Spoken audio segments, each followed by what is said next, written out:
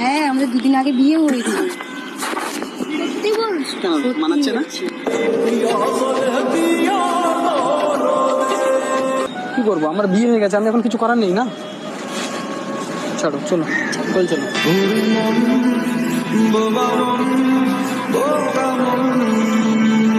পাগল হয়ে গেছে। আরে তুমি ওকে ধরছো কেন? আরে ছাড়ো ওকে। পায়ে পড়ছি। না না না, পায়ে পড়তে হবে না। এই পথে আজ আছি একই সাথে। আমি তোকে ছেড়ে থাকতে পারবো না। শোনো নিশা, তুমি এরকম করো না। কাল যদি মাঝ পথে দূরে যেতে হয়, পিয়ারে পিয়ারে পিয়ারে কাঁদে মো